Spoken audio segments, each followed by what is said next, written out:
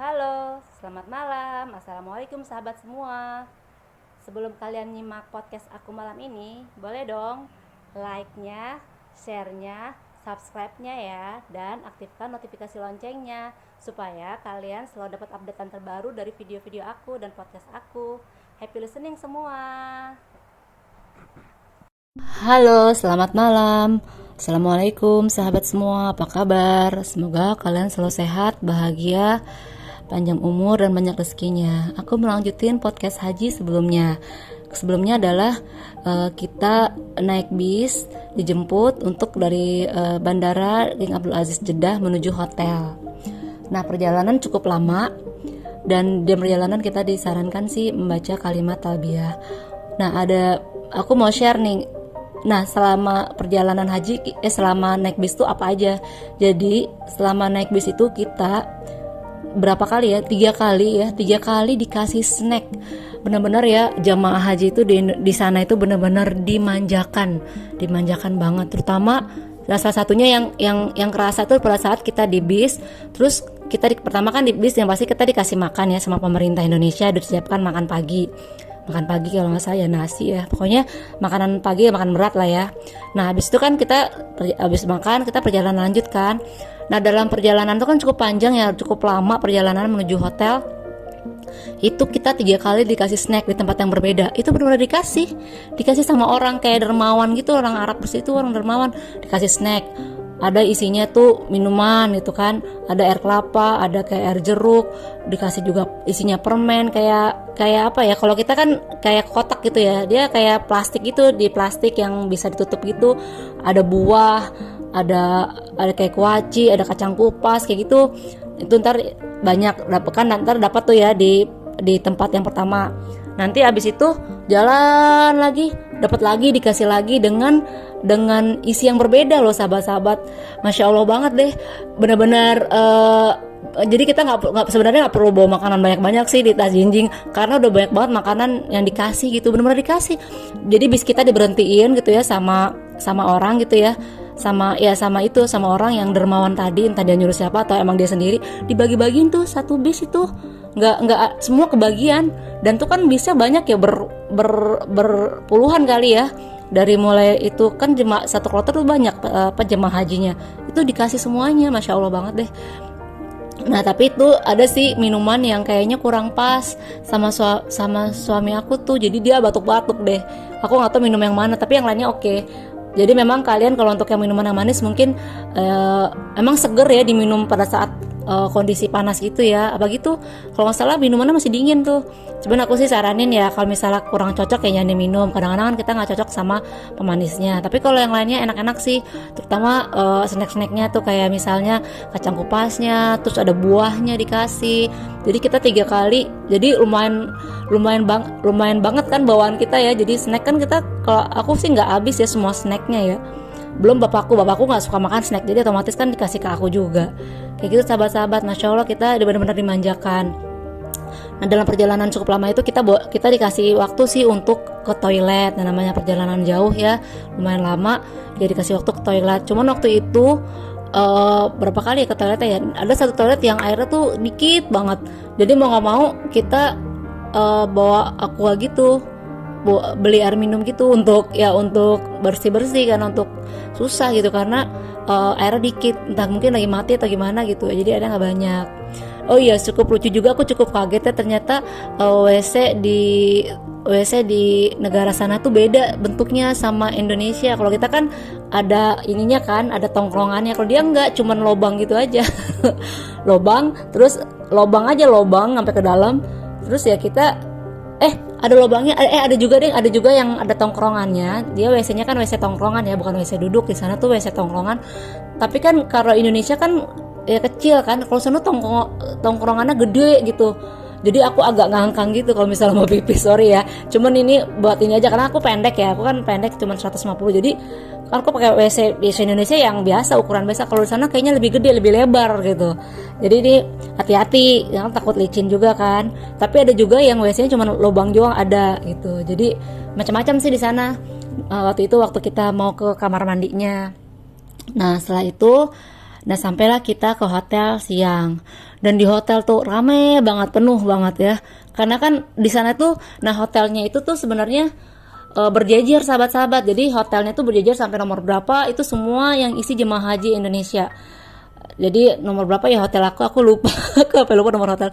Jadi hotel itu nanti sebenarnya hotel jemaah haji. Jadi semua itu jemaah haji Indonesia, satu hotel itu di rentetan sederet itu, sederet itu hotel semua, dan tuh isinya jemaah haji Indonesia. Nah, itu sampai hotel. Nah, kita kan sudah berpakaian ihram ya sahabat-sahabat, kita sudah niat kita sudah berpakaian ihram dan sudah akan niat untuk umroh. Nah, sahabat-sahabat perlu perhatikan nih larangan-larangannya, karena namanya perjalanan jauh itu butuh kesabaran ya kan. Pertama, aku lupa ingetin tuh kemarin itu, sebelum kita nggak boleh tuh pakai wangi-wangian ya kan, pakai parfum tuh nggak boleh pas saat kita pakai ihram. Dan kalau bisa sebelum kita naik pesawat itu kita udah potong kuku, mencukur kalau emang perlu dicukur, atau mencabut rambut atau bulu badan emang kalau diperlukan. Jadi kita nggak boleh potong kuku nanti pada saat udah berpakaian ihram. Kita juga nggak boleh menganiaya binatang atau membunuh apapun, dilarang, maupun semut, nyamuk atau nggak boleh dibunuh. Terus juga nggak boleh menikah ya jelas, atau menikahi atau meminang gitu nggak boleh. Maaf, nggak boleh juga bercumbu atau bersetubuh, atau juga nah ini yang mungkin yang agak butuh kesabaran, kita nggak boleh mencaci, bertengkar atau mengucapkan kata-kata kotor. Ini aku sebenarnya agak ini ya, sebenarnya ini karena ada kejadian sahabat-sahabat. Jadi pada saat kita sampai di hotel, aku nggak ngerti gimana ceritanya. Jadi ada yang bertengkar gitu. Yang bertengkar ya jemaah haji Indonesia lah. Kalau nggak salah itu masalah rebutan kamar. Gimana ya? Mungkin aku nggak paham kenapa bisa terjadi rebutan kamar. Kayaknya pada saat kita sampai ke hotel itu belum ditentukan kita dapat kamar nomor berapa gitu. Cuma ditentukan bahwa kloter ini kamarnya dari nomor sekian sampai nomor sekian gitu doang kayaknya. Jadi belum, dan itu kan satu kloter itu kan ada yang ikut tour travel, ada digabung kan tuh, satu kloter itu kan ada yang ikut tour and travel beda-beda gitu kan, termasuk aku, ada yang tour and travel yang lain, ada juga yang mandiri. Nah itu kan mereka tuh yang kalau yang tour and travel sama yang ketua rombongan mandiri itu nanti kan berdiskusi untuk menentukan kamar berapa sampai kamar berapa. Jadi kalau bisa nggak terpisah jemaah haji untuk yang ikut tour and travel, dan begitu juga yang mandiri biar sama temennya gitu kan. Lucu aja misalnya satu lantai ada beda-beda, nanti susah koordinasinya sih walaupun ada handphone.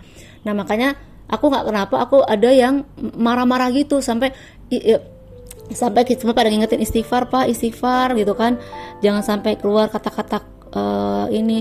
Dan jujur aja sahabat-sahabat, yang namanya kita perjalanan jauh ya, dari Indonesia ke Mekah sampai ke Jeddah lalu sampai ke hotel itu berjam-jam, itu benar-benar yang namanya harus banyak banget bersabar atau santai. Kita menghadapi banyak orang, banyak kejadian, dan ini kita kan kalau udah sampai ihram kan nggak boleh berkeluar kata-kata kotor ataupun mencaci, bertengkar tuh nggak boleh.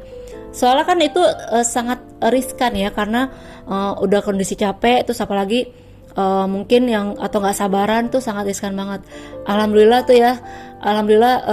karena aku dan suami dan bapak tuh juga bukan orang-orang yang terlibat. Ya udahlah, legowo aja lah, aku sekamar sama siapa aja lah, udahlah yang penting dapat kamar, terus bisa naruh tas beristirahat gitu kan, untuk nanti malamnya kita umroh. Karena kan kita harus umroh tuh ya sahabat-sahabat. Nah itu ada yang bertengkar tuh, dan kalau bertengkar tuh kan nggak boleh, harus bayar dam, itu motong kambing gitu sahabat-sahabat. Nah setelah sampai alhamdulillah dapat kamar. Nah sampai kamar kita packing, maksudnya beres-beres gitu kan, mandi segala macem gitu kan, karena mau siap-siap sholat zuhur. Kita sholat zuhur. Nah di hotel tuh ada musolanya atau masjidnya tuh besar, lumayan besar lah, bisa nampung berapa jemaah. Jangan bayangin musola di hotel di Indonesia. Ini beda ya. Kalau di sana tuh musolanya tuh kayak masjid gede, lumayan gede, dan bisa nampung berapa jemaah, lumayan lah. Nah itu tuh ada di situ masjid. Tapi di sebelah hotel pun juga ada musola. Di sebelah hotel pun ada masjid gede. Tapi semua pakai bahasa Arab, katanya sih ceramahnya pakai bahasa Arab, apa-apa pakai bahasa Arab ya lah, karena kan imamnya orang Arab kan. Di sebelah hotel pun dekat hotel ada juga masjid juga ada di situ gede. Kalau nggak mau di masjid, maksudnya masjid yang dalam hotel, ya masjid di luar hotel juga ada yang gede banget. Nah itu bisa di situ pilihannya. Nah aku beberes. Nah aku dapat satu kamar tuh macam-macam sahabat-sahabat. Ada yang 3 orang, karena kan ukuran kamarnya beda-beda, ada yang 4 orang, ada yang tanteku itu berapa orang ya, 7 orang apa ya, satu kamar beda-beda. Nah itu bisa ditentuin sama panitia. Kalau yang mandiri juga kayaknya ditentukan ketua rombongan. Tapi kalau yang tour and travel sebenarnya bisa aja tuh cek-cekan, aku mau sama kamu deh gitulah, bisa juga kayak gitu, tapi itu kesepakatan bersama sih. Nah setelah kita sampai sana beberes, kita siap-siap untuk sholat. Dan tolong ini cuman reminder juga, perbanyak stok sabar karena kita benar-benar jadi orang yang harus easy going banget. Nah ada cerita nih ya, kan kita kan sudah berpakaian ihram kan. Nah kalau berpakaian nah kita kan akan merencanakan umroh. Nah umroh ini macam-macam nih, ada yang habis pulang udah beberes langsung pergi umroh, maksudnya langsung ke Ka'bah untuk melaksanakan ibadah umroh gitu kan. Kalau tour and travel aku punya kebijakan, kita istirahat dulu lah, tiduran dulu sejam 2 jam, habis itu kita akan umroh di malam hari, habis sholat isya kita akan umroh dengan harapan tidak terlalu rame. Nah ada sedikit kisah menyedihkan pada saat kloter aku itu ya. Jadi tour and travel mana aku nggak tahu, dia udah langsung sampai di hotel, kan kita berangkat bareng tuh sama-sama kan, sampai di hotel dia langsung langsung udah beres, langsung mereka melaksanakan umroh ke Ka'bah, ke Masjidil Haram. Mereka langsung melaksanakan umroh pada saat itu juga, udah beberes, udah mandi, mereka langsung, dan qadarullahnya ada yang meninggal dunia. Sedih ya, sedih banget sih, karena kita belum mulai gitu, maksudnya kita baru belum mulai, baru datang. Ada indikasi, kata dokter, kan kita kan di jemaah haji itu ada dokter ya, di setiap kloter tuh ada dokter penanggung jawabnya ya dari Indonesia.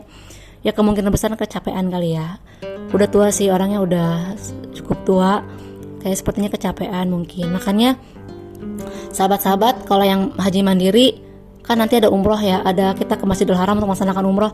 Sebisa mungkin kalau baru sampai banget, aku saranin sih kita ya istirahat dulu lah, barang sejam 2 jam.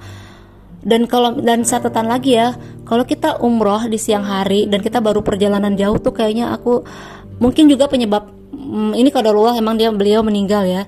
Insya Allah Allah terima hajinya ya, amin amin ya rabbal alamin.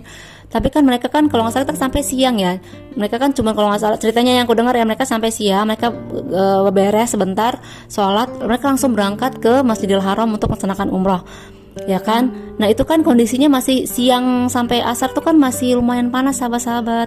Jadi makanya tour and travel aku tuh karena banyak membawa orang tua juga, kita berangkatnya malam biar agak ademan gitu, maksudnya agak adem, nggak, apalagi kita habis perjalanan jauh.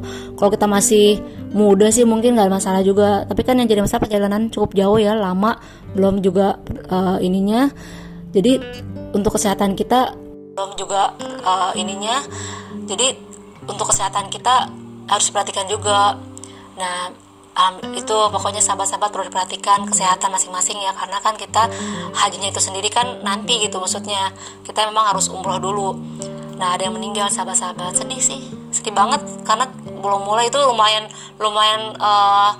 ada yang meninggal jadi pada saat itu, karena dia mungkin ya tour and travelnya juga tidak memperhatikan secara detail, dan memang udah jalannya juga sih ya. Ya sekian dulu sharing aku tentang haji. Nanti aku sambung lagi ya di podcast berikutnya ya. Bye bye.